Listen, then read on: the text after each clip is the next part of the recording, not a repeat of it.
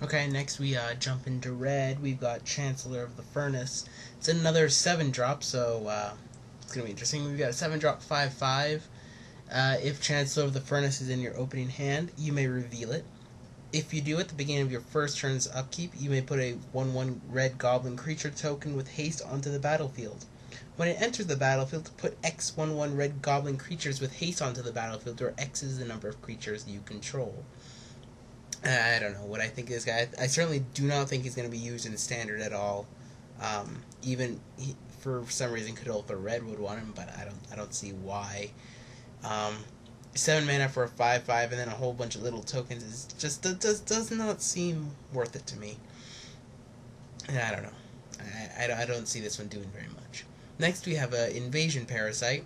It's a 3/2 that when it enters the battlefield, exile target land, and whenever a land with the same name as the exiled card enters the battlefield under an opponent's control, it deals 2 damage to that player. I think this is going to be a fun card. I certainly find it interesting. 5 mana for a 3/2 is kind of really big, but you're essentially getting a 3/2 and destroying a land. But I certainly don't think it's going to see any play in standard. It's going to be just another fun card to play in limited and then throw into the trade binder to see if you can get something for it. Next we have Scrap Metal Fiend, 1 red. Its power and toughness is equal to the number of artifact cards in all graveyards. This thing's going to be ridiculous in limited. Holy cow. I mean, yeah, Bone Horde got really bid really quick, but Scrap Metal Fiend for 1 red? Whew, that guy is going to be ridiculous. In standard, he might see play. It sort of depends on more of the artifacts that are revealed during the set. Like if there's any game-changing ones that everyone has to play and everyone starts playing artifact removal, maybe he could be a good sideboard card. Again, I don't know what the meta is going to become. And the last of the red cards is we have Urabask the Hidden, the next Praetor in the sequence. It's a 5 mana for 4/4. That is, creatures you control have haste. Creatures your opponents control enter the battlefield tapped. I think he's pretty cool. I don't know how much play he's gonna get. I think he's cool. I think he's gonna be a lot of fun to play if you ever open him in a pack and draft, or even in EDH especially. He's gonna be a fun card. I don't know about the rest of the time, but it's pretty cool. 5 mana 4/4, we'll see. Next we have Spawning Shell. It's 3 colorless and the Phyrexian green mana, and it is 1 Phyrexian. Since this is going to be part 2, as I'll explain, the Phyrexian mana can be played with either, in this case, green or 2 life. And for 1 colorless and a Phyrexian, tap, sacrifice a creature. Search your library for a creature with a converted mana cost equal to the sacrificed creature's converted mana cost +1 and put it onto the battlefield. Then shuffle your library and activate it only anytime you could cast a sorcery. I don't think it's going to be that good. I mean, it'd be interesting to see what sort of combos you'd get with it, but it doesn't work so well as Fauna Shaman Vengevine. And Valakut has Green Sun Zenith, which is considerably better. So I don't know what Spawning Shell is going to do. I don't think it's going to do that much. Next we have Fresh Meat. It's a 4-cost instant that's put a 3/3 green beast creature token onto the battlefield for each creature put into your graveyard from the battlefield this turn. Meh. No, nothing that's ever going to see play in standard. And in case you haven't noticed, I'm noting the standard implications of all these.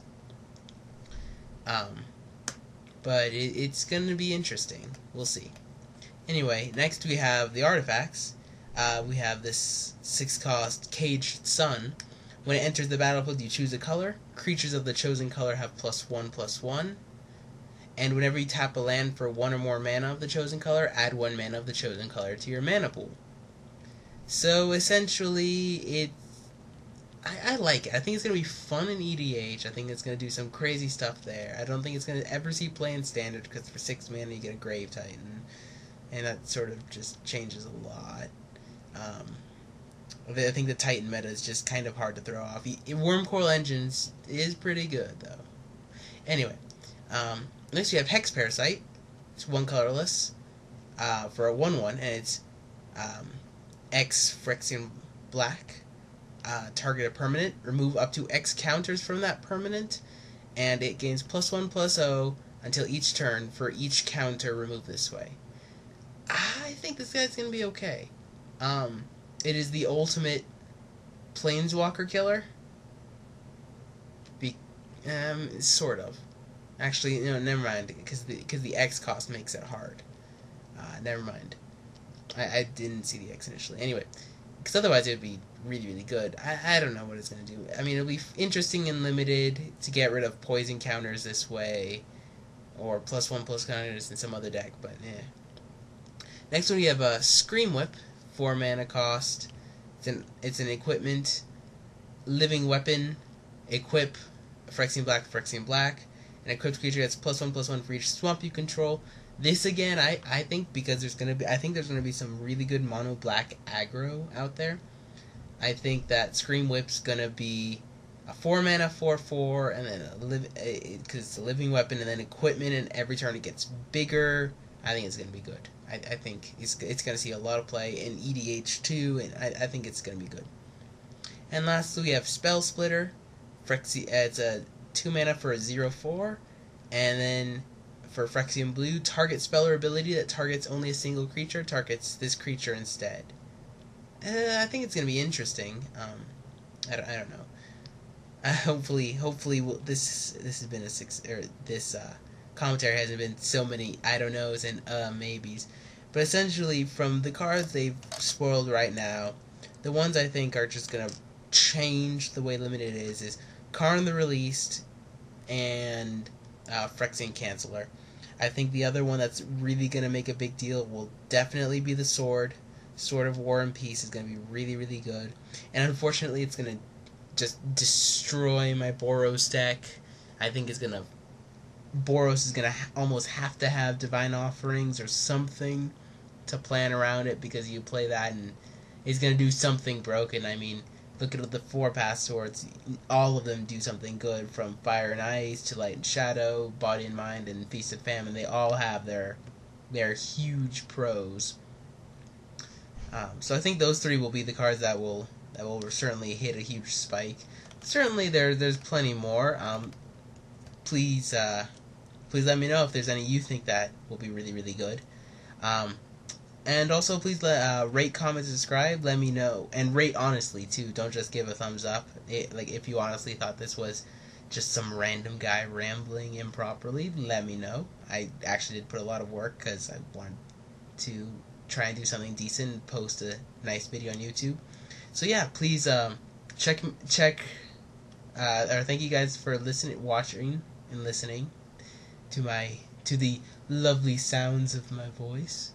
Hope you guys enjoyed the radio style comment, or the radio style video.